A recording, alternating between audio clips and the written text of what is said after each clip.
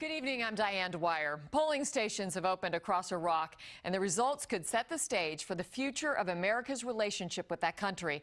There is an element of hope as well as fear on the streets of Iraq. Just moments before the polls opened, 4 bombs exploded in Baghdad. But if the election is mostly peaceful, it could pave the way for the smooth withdrawal of U.S. troops. Millions of Iraqis are expected to vote, including thousands right here in the Bay Area. And NBC Bay Area's Garvin Thomas is here to show us that not all went smoothly when it came to casting ballots, at least. Garvin?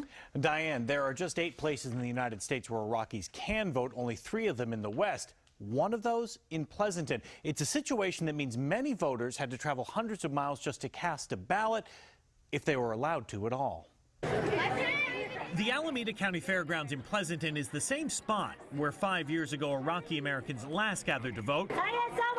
But while the location was the same, some of the rules had changed. I gotta drive back, come back tomorrow. Requirements for the kind and amount of identification needed to vote were different than from the last election. For example, an American passport that listed Iraq as the person's birthplace used to be good enough. Today it wasn't. Many Iraqi Americans didn't get that message, and so today they didn't get to vote. Well, I'm a little upset that, this is not good enough. I mean, this is good enough for the United States government to furnish this document, but I can't use it to vote. According to the rules, it's not enough. Raymond George is running the Pleasanton polling station this weekend.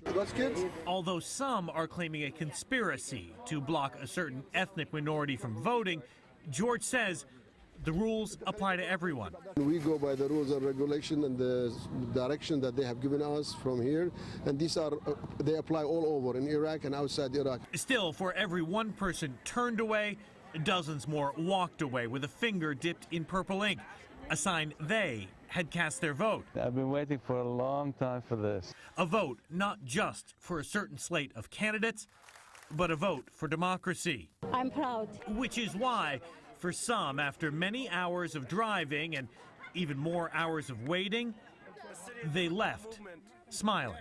Hopefully everybody will come for justice. Driving here, I just was very kind of nostalgic. I wasn't sure whether to cry or laugh. I was really very happy about it. Now, the polling places open tomorrow as well, meaning some who are turned away can go home, get more ID in return. But as we mentioned, this is one of only 3 polling places west of the Rockies, meaning many voters have come from other states, and a trip back and forth just isn't possible. It looks like they will be sitting out this election. Diane?